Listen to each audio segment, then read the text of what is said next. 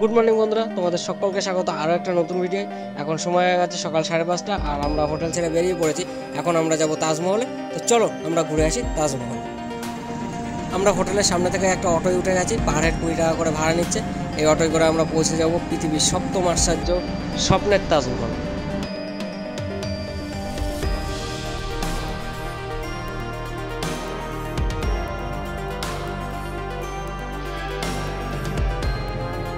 বন্ধুরা, এখন সময় হয়ে গেছে 6:15 আর আমরা হোটেলের সামনে থেকে একটা অটো ধরে চলে এলাম তাজমহলের কাছে। এখন এই যে তাজমহলের দিকে হাঁটছি, মানে তাজমহলের টিকিট কাউন্টারের দিকে হাঁটছি। সেখান থেকে টিকিট কেটে তাজমহলের ভেতরে প্রবেশ করবো, আর সেই সঙ্গে তোমাদেরকেও নিয়ে যাবো। এত সকাল সকাল এলাম তাজমহলের সামনে থেকে সূর্যোদয়টা দেখবো, সেই জন্য এত সকাল সকাল চলে এলাম। সেই সঙ্গে ভিড়টাও কম হবে। চলো যাওয়া যাক।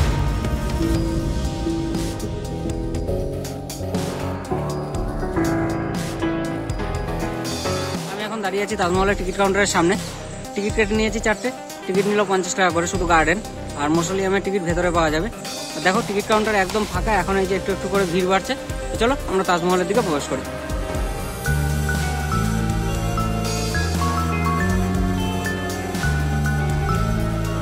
আমরা এন্ট্রি গেটের সমস্ত কিছু সিকিউরিটি চেক করিয়ে এই তাজমহল গ্রাউন্ডের ভেতরে প্রবেশ করলাম।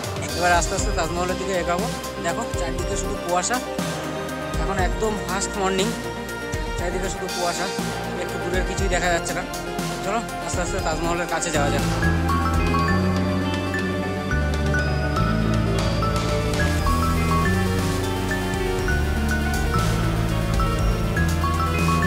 এই যে আমার পেছনে দেখা যাচ্ছে তাজমহল প্রবেশ করার মেন গেট। এই গেট দিয়ে তাজমহলে প্রবেশ করতে হবে।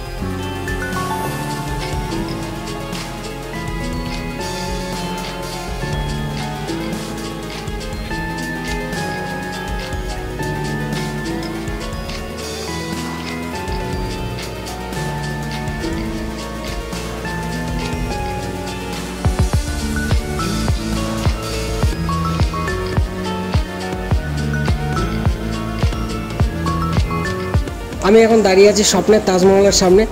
কি যে সুন্দর লাগছে, জাস্ট বলে বোঝাতে পারবো না, আমি বলার ভাষা হারিয়ে ফেলেছি।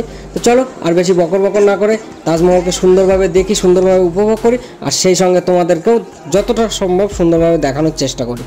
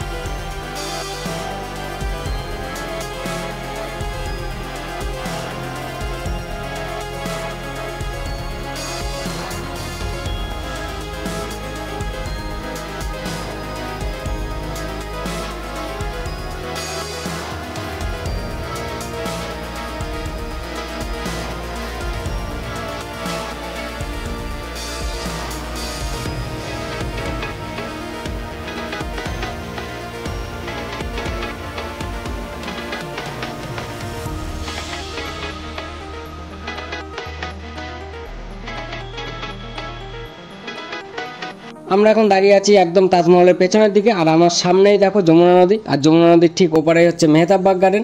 কালকে আমরা ওই মেহতাববাগ গার্ডেন থেকে তাজমহলের সুন্দর দৃশ্য উপভোগ করেছিলাম। এর আগের ভিডিওটা যারা দেখোনি তারা তাড়াতাড়ি গিয়ে ডেসক্রিপশনে লিঙ্ক দেওয়া আছে, আগের ভিডিওটা দেখে এসো এবং মেহতাববাগ গার্ডেন থেকে তাজমহলের সুন্দর দৃশ্য উপভোগ করো।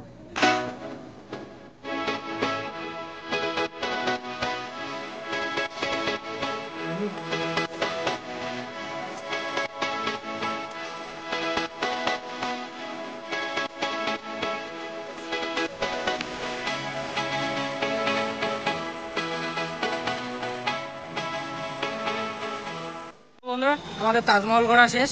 আমরা এই যে বাইরে চলে এসেছি এবং প্ল্যাটফর্ম থেকে ব্যাগ কালেক্ট করব। আমরা শুধু তাজমহল গ্রাউন্ডটা ঘুরেছি, মৌসুলিয়ামের ভেতরে যাইনি। আমরা এখন এখান থেকে হোটেলে যাব, তারপরে সেখান থেকে ফ্রেশ হয়ে আমরা চলে যাব মথুরার দিকে। এখন বাজে 11:15 আর আমরা আগ্রা হোটেল ছেড়ে বেরিয়ে পড়েছি। এখন আমরা রয়েছি আগ্রা ঈদগাঁও বাস স্ট্যান্ডে। এখান থেকে আমরা বাস ধরবো, বাস ধরে চলে যাবো মথুরা। আর তোমরা যারা ফতেপুর সিক্রি যেতে যাও গাড়ি বুকিং ছাড়া, তারা এখান থেকে বাসে করেও যেতে পারো। এখন সময় হয়ে গেছে 1:20 আর আমরা আগ্রা ক্যান্টনমেন্ট স্টেশনে বসে আছি। আমরা বাস স্ট্যান্ড থেকে ক্যান্টনমেন্ট স্টেশনে চলে এসেছি। আমরা বাসে করে মথুরা যাইনি, কেন যাইনি সেটা একটু পরে বলছি। আমরা এখান থেকে এখন ট্রেনে উঠবো, তো ট্রেন ঢুকছে, আমরা মথুরা পৌঁছাই, তারপরে আবার তোমাদের সঙ্গে কথা বলছি। বন্ধুরা এখন বাজে 2:30 আর আমরা এইমাত্র মথুরা জংশনে নামলাম। এখন এখান থেকে অটো বা টোটো করে যাব শ্রীকৃষ্ণের জন্মভূমির আশেপাশে, সেইখানে গিয়ে একটা হোটেল বা ধর্মশালা খুঁজে সেইখানে থাকবো। তো চলো তোমাদের সঙ্গে আবার দেখা করছি হোটেলে গিয়ে। এখন সময় হয়ে গেছে 4:30 আর আমরা এই 30 মিনিট মতো আগে হোটেল রুমে এসে ঢুকলাম। আমরা আছি হোটেল কেশব প্যালেসে। রুম ভাড়া নিয়েছে ডবল বেডের 1200 টাকা করে। তো মনে হলো রুম ভাড়াটা বেশি, কিন্তু কিচ্ছু করার নেই।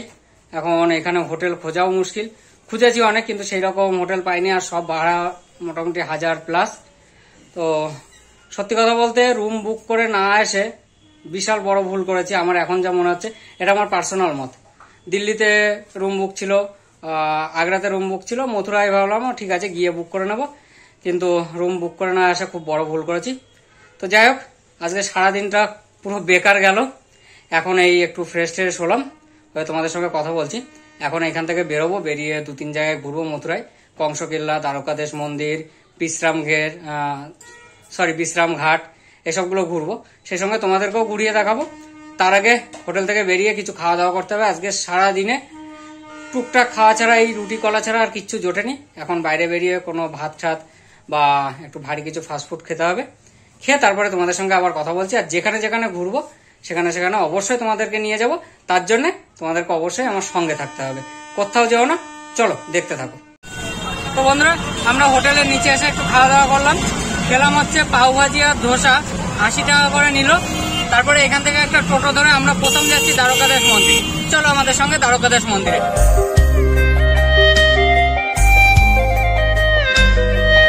বন্ধুরা আমি এখন পৌঁছে গেছি দ্বারকাদেশ মন্দিরের সামনে। এই যে দ্বারকাদেশ মন্দিরের ফ্রন্ট ভিউ, তোমরা একবার দেখে নাও।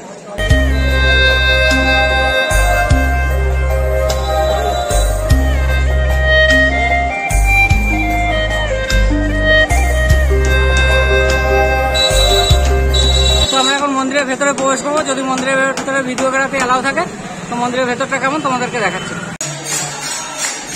এই যে বন্ধুরা মন্দিরের ভেতর এটা।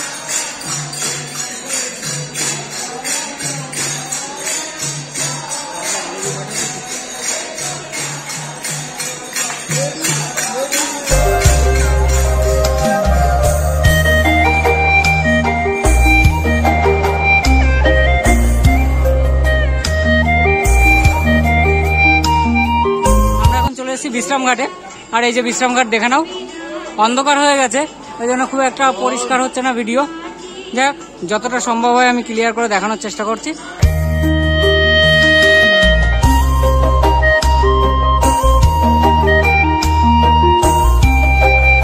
এই যে এই সামনে দেখা যাচ্ছে যমুনা নদী। আস্তে আস্তে আমরা নদীর দিকে এগোচ্ছি, তোমরাও চলো আমার সঙ্গে সঙ্গে।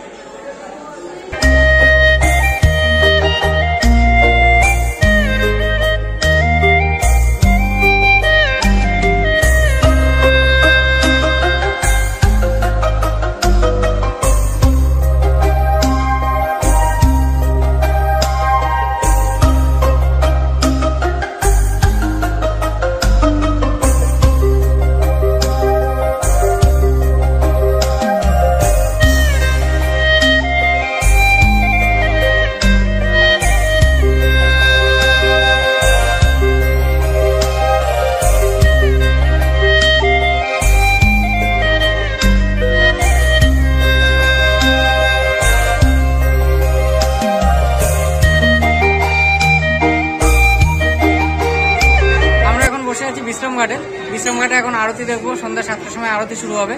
বিশ্রামঘাটের চারিদিকটা আরেকবার তোমরা দেখে নাও। দেখো কত নৌকা, এই নৌকায় করে এখানে 12টা ঘাট আছে, কংসকেল্লা, এসবগুলো ঘোরা যায়। তো রাত হয়ে গেছে, আমরা সেরকমভাবে কিছু দেখতে পারবো না বলে আর ঘুরতে যাচ্ছি না। ভেবেছিলাম শুধু বোটে বসে আরতি দেখবো, কিন্তু পুরো ঘুরলেও পার হেড 100 টাকা করে নেবে, শুধু বোটে বসে আরতি দেখলেও 100 টাকা করে নেবে। তো আমরা এখানেই বসে আছি, এখান থেকেই দেখার চেষ্টা করব, আর সেই সঙ্গে তোমাদেরকেও দেখাবো।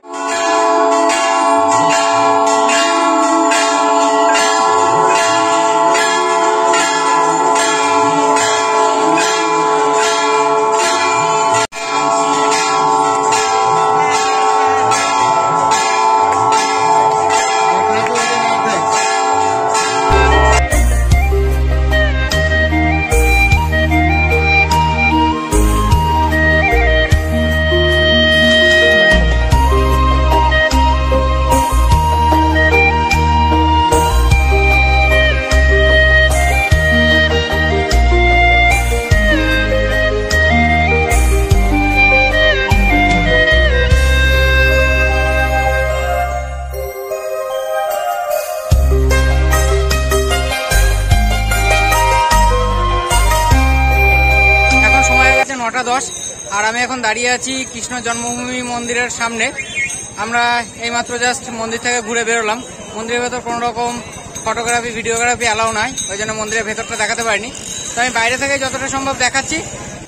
মন্দিরের ভেতরে ফোন, ব্যাগ, ক্যামেরা, মোবাইল কিচ্ছু অ্যালাউ না। জুতো পরে যাওয়া যাবে, তবে মেন মন্দিরে ওঠার আগে জুতো খুলে ঢুকতে হবে। আর মন্দিরে একটা গুহা আছে, সেই গুহায় ঢোকার টিকিট 10 টাকা, তাছাড়া মন্দিরে ঢোকার কোনো টিকিট নেই। তো আমি বাইরে থেকে একটু তোমাদেরকে মন্দিরটা দেখানোর চেষ্টা করছি।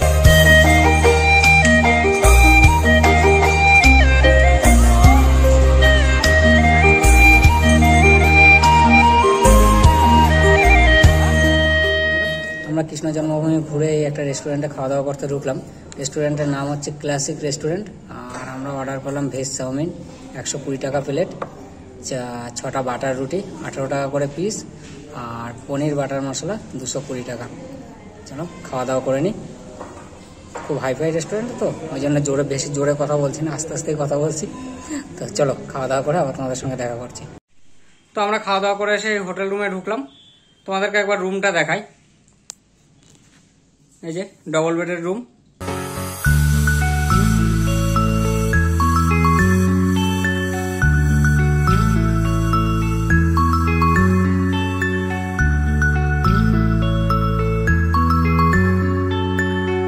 তো বন্ধুরা, আজকে আগ্রা থেকে মথুরা পর্যন্ত আসতে পুরো চরকিবাজির মতো ঘুরেছি। প্রথমে ঈদগাহ বাস স্ট্যান্ড থেকে বাস ধরবো বলে সেখানে গেছিলাম। তো ঈদগাহ বাস স্ট্যান্ড খুঁজতে গিয়ে হোটেল হারিয়ে ফেলেছি। এদিকে হোটেলের পাশে ঈদগাহ বাস স্ট্যান্ড। যাই হোক, অচেনা জায়গা একটু গুলিয়েছি। তারপরে হোটেল থেকে চেক আউট করে বেরিয়ে ঈদগাহ বাস স্ট্যান্ডে এলাম। এসে অনেকক্ষণ দাঁড়িয়ে থাকলাম। দাঁড়িয়ে থাকার পরে বলছে যে বাস মথুরা আসবে, কিন্তু কৃষ্ণের জন্মভূমি পর্যন্ত আসবে না। কোথায় আসবে আমরা ঠিক বুঝতে পারছিলাম না। ওরা হয়তো বলছিল, আমরা বুঝতে পারছিলাম না। আর মথুরা জংশন আসার ট্রেন ছিল সকাল 9:30, 11:15, তারপরে আর ওই 2:30 নাগাদ। তো আমরা হোটেল থেকে বেরিয়েছিলাম 11টার পরে।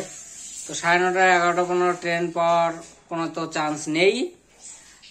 তো আর পরে আমরা বাস স্ট্যান্ডে খানিকক্ষণ দাঁড়িয়ে থেকে ওইখান থেকে চলে এলাম আগ্রা ক্যান্টনমেন্ট স্টেশন। যে 2:30টায় যে ট্রেন আছে সেই ট্রেনই ধরবো। ক্যান্টনমেন্ট স্টেশনে এসে দেখলাম যে ট্রেন লেট ছিল। 9:30টার ট্রেন আর 11টার ট্রেন দুটোই ঢুকলো 11:15-20 নাগাদ, 5 মিনিট আগে পিছে। তারপরে ওই ট্রেন ধরে আমরা মথুরা জংশনে এলাম। মথুরা জংশন থেকে টোটো করে এসে হোটেল। তারপরে তো হোটেল বুক করা ছিল না। অনেক খোঁজাখুঁজির পরে এই হোটেল নিলাম। হোটেলের রেট বিশাল হাই। আর হোটেল আমি তো তখন বললাম যে হোটেল বুক না করে এসে বিশাল ভুল করেছি। তো 2-1 জন থাকলে হোটেল খুঁজে নেওয়া যায়। আমরা 4 জন ছিলাম, আমার ওয়াইফও ছিল। এইভাবে রাস্তায় দাঁড় করিয়ে রেখে হোটেল খোঁজাটা খুব মুশকিল। যাই হোক, এরকম ভুল আর কখনো করবো না। তোমরা যারা যে ছেলেদের গ্রুপ আসবে তারা এসে খুঁজে নিতে পারো, কিন্তু সঙ্গে কোনো মহিলা থাকলে আমার মনে হয় হোটেল বুক করে আসাই ভালো। সে অনলাইনে হোক কিংবা লোকাল কোনো বিশ্বস্ত ট্রাভেল এজেন্ট মারফত হোক, হোটেল বুক করে আসাটাই ভালো। আর না এলে আমাদের মতো এরকম চরকিবাজির মতো ঘুরতে হবে। আজকে আমাদের এইসব করতে করতে ঘোরাটাই মাটি হয়ে গেল পুরো।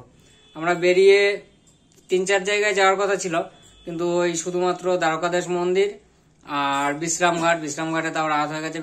বিশ্রামঘাটে বিকাল টাইমটা অসাধারণ লাগে শুনেছি, বা এর আগে যারা ঘুরে গেছে তারা বলেছে। আমরা ওই সন্ধ্যাবেলা যা সন্ধ্যা আরতি দেখলাম। তারপরে তো তোমাদেরকে দেখালাম কৃষ্ণ জন্মভূমি। আর কৃষ্ণের জন্মভূমিটা অসাধারণ জায়গা, মানে ভাষায় প্রকাশ করতে পারবো না, এত সুন্দর জায়গা কৃষ্ণের জন্মভূমি। তারপরে রেস্টুরেন্টে খাওয়া দাওয়া করলাম। তারপরে তো এই হোটেল রুমে এসে তোমাদের সঙ্গে কথা বলছি। যাই হোক, আজকের ভিডিওটা এখানেই শেষ করলাম। ভিডিওটা ভালো লাগে অবশ্যই লাইক, কমেন্ট আর শেয়ার করে দিও। আর যারা চ্যানেলটাকে এখনো সাবস্ক্রাইব করেনি অবশ্যই সাবস্ক্রাইব করে দিও। তো তোমাদের একটা সাবস্ক্রাইব আমি আরো নতুন নতুন ভিডিও বানানোর উৎসাহ পাবো, আরো নতুন নতুন জায়গায় যাব, সেগুলো তোমাদেরকে দেখাতে পারবো। তো অবশ্যই সাবস্ক্রাইব করে দিও। তো বাই বাই, দেখা হচ্ছে আবার আমাদের দিল্লি আগ্রা মথুরা ভ্রমণের নেক্সট পার্টে। তো চলো বাই।